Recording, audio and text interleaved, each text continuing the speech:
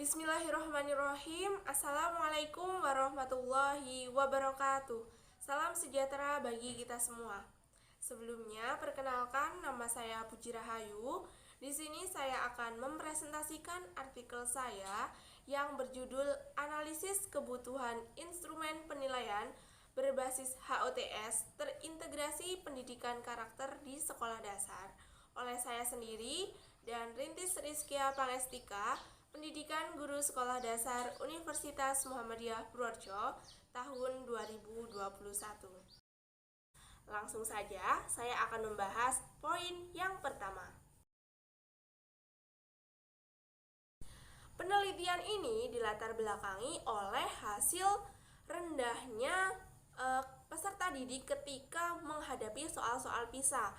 Dan yang kedua adalah karena pandemi COVID-19, karakter peserta didik menjadi menurun dalam pembelajaran. Hasil studi internasional untuk reading dan literasi atau PIRLS menunjukkan hasil bahwa lebih dari 95% peserta didik di Indonesia, khususnya SD, mampu mencapai level menengah. Sementara lebih dari 50% siswa Taiwan mampu mencapai level tinggi atau HOTS. Penelitian PISA dalam bidang literasi, matematika, dan IPA menunjukkan baru bisa menduduki 10 besar terbawah dari 65 negara. Dan TIMSS atau Trends in International Mathematics and Science Study menunjukkan siswa Indonesia berada pada ranking amat rendah dalam kemampuan memahami informasi yang kompleks, teori, analisis dan pemecahan masalah, pemakaian alat, prosedur, dan pemecahan masalah, serta dalam melakukan investigasi.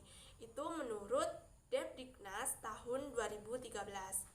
Salah satu elemen perubahan pada kurikulum 2013 pada jenjang sekolah dasar adalah adanya penguatan proses pembelajaran. Berdasarkan hasil wawancara saya kepada Kepala Sekolah SD Negeri Pringgowijayan menyatakan bahwa kemampuan peserta didik dalam HOTS terbilang masih rendah. Hal tersebut terjadi karena belum banyak sumber instrumen tes berbasis HOTS.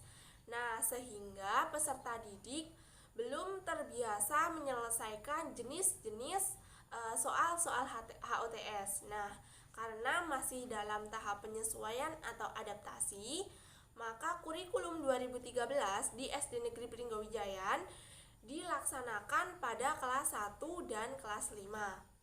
Nah, dalam menyusun perangkat pembelajaran, guru tidak menyusun perangkat pembelajarannya sendiri sesuai kebutuhan kelas. Namun, guru menyusun perangkat pembelajaran itu dari Dinas Pendidikan. Nah, dari Dinas Pendidikan itu perangkat pembelajaran yang tersedia kurang memperhatikan pembelajaran yang HOTS. Hal ini dibuktikan berdasarkan KKO atau kata kerja operasional yang digunakan hanya dari C1 sampai C3. Nah, data awal tersebut didukung dengan observasi pembelajaran bahwa dalam pembelajaran guru kurang menekankan pembelajaran yang HOTS. Dibuktikan dalam pembelajaran peserta didik hanya disuruh mengerjakan soal yang disediakan serta kegiatan pembelajaran yang kurang bervariasi. Adapun rumusan masalah yang pertama, bagaimana kebutuhan instrumen penilaian berbasis HOTS terintegrasi pendidikan karakter di sekolah dasar, dan yang kedua, bagaimana kelayakan instrumen penilaian berbasis HOTS terintegrasi pendidikan karakter di sekolah dasar setelah dianalisis.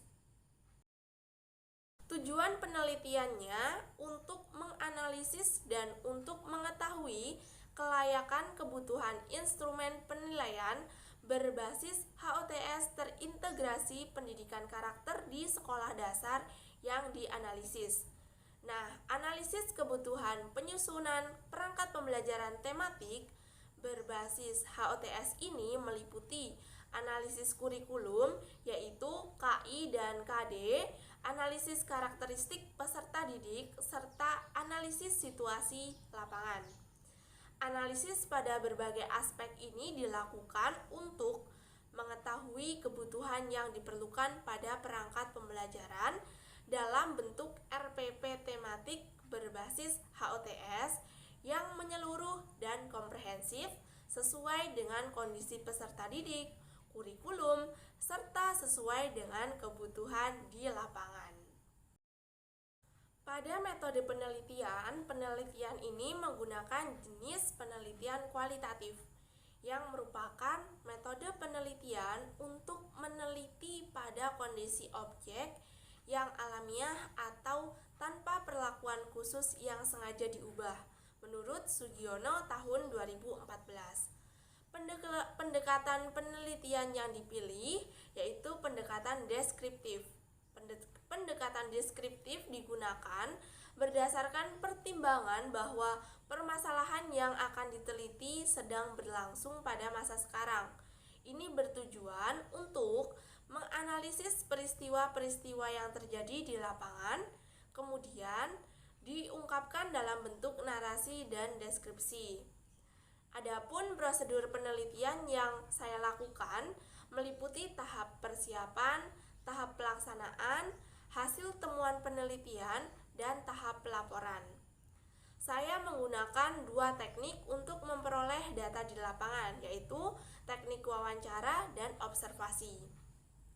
Untuk uji keabsahan data menggunakan triangulasi, yaitu triangulasi teknik dan triangulasi sumber.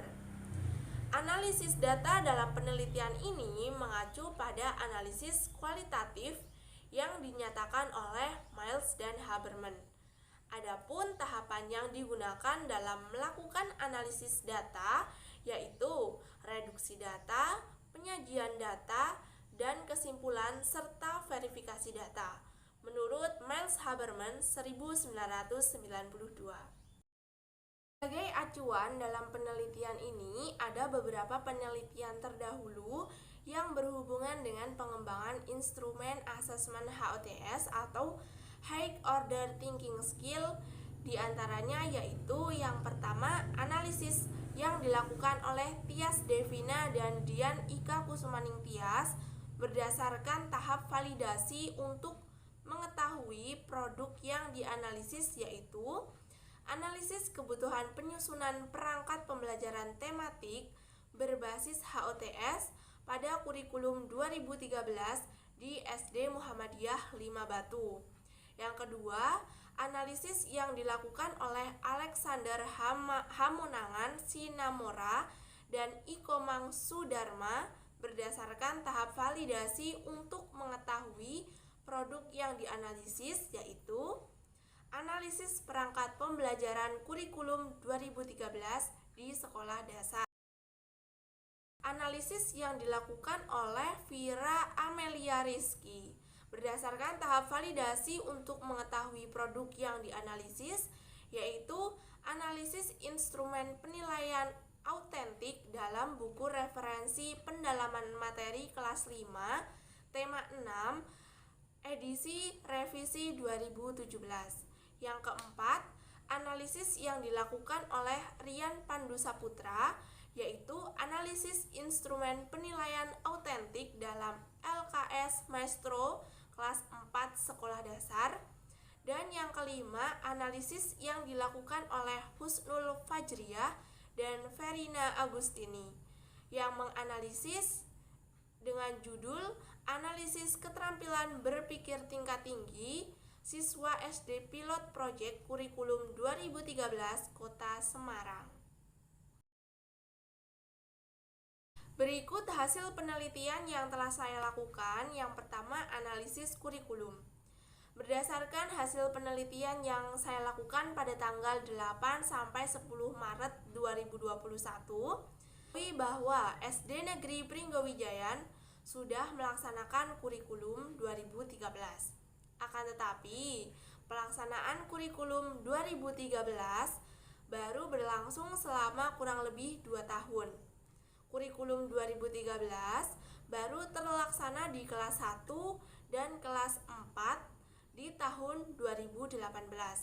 Namun, untuk sekarang SD Negeri Pringgowijayan sudah melaksanakan pembelajaran tematik di setiap jenjang kelas. Namun demikian, masih banyak adaptasi yang perlu dilakukan sekolah terkait penerapan kurikulum 2013. Kurikulum 2013 yang digunakan di SD Negeri Pringgowijayan sudah menyesuaikan dengan anjuran pemerintah, yaitu menggunakan kurikulum 2013 edisi revisi, di mana muatan pelajaran matematika dan PJOK sudah terpisah, tidak masuk dalam pembelajaran tematik. Temuan lain bahwa ruang lingkup pembelajaran untuk peserta didik jenjang sekolah dasar disesuaikan dengan lingkungan sekitar peserta didik, sehingga dalam pembelajarannya mengimplementasikan contextual learning. Nah, aspek keterampilan pada KI untuk kelas rendah dan kelas tinggi itu sama. Namun demikian, dalam pengimplementasiannya pada pembelajaran taraf kesulitan dan kekompleksitasannya berbeda. Peserta didik untuk kelas tinggi lebih sulit dan lebih bervariasi daripada untuk peserta didik kelas yang lebih rendah. Hasil temuan lain berdasarkan analisis KD, semua muatan pembelajaran tematik diketahui bahwa semua KD mengharuskan peserta didik dapat mencapai kemampuan berpikir tingkat tinggi atau HOTS. Yang selanjutnya yaitu analisis peserta didik. Peserta didik kelas 5 sekolah dasar yaitu peserta didik yang berusia kira-kira antara 10 sampai 11 tahun yang masuk dalam masa kanak-kanak akhir. Pada usia tersebut, berdasarkan teori perkembangan Piaget atau Piaget, masuk dalam tahap konkret operasional TOUK atau pemikiran konkret operasional menurut Desmita tahun 2010. Peserta didik banget ini mempunyai pemikiran yang terbatas dengan hal-hal yang konkret, benda-benda yang benar-benar nyata. Nah, sebaliknya, benda atau peristiwa yang tidak ada hubungannya secara jelas dengan kenyataan akan sulit dipikirkan oleh peserta didik. Pada pembelajaran peserta didik kelas 5 SD perlu dikembangkan pembelajaran dengan konstruktivisme sosial. Nah, menurut pendapat Vygotsky dalam Tobroni dan Mustafa tahun 2013, mengembangkan konstruktivisme sosial yang memiliki pengertian bahwa belajar bagi peserta didik dilakukan dalam interaksi dengan lingkungan sosial maupun fisiknya. Penemuan dalam belajar lebih mudah diperoleh dalam konteks budaya seseorang. Dengan pengalaman langsung yang diperoleh peserta didik, maka peserta didik akan membangun pemahamannya sendiri.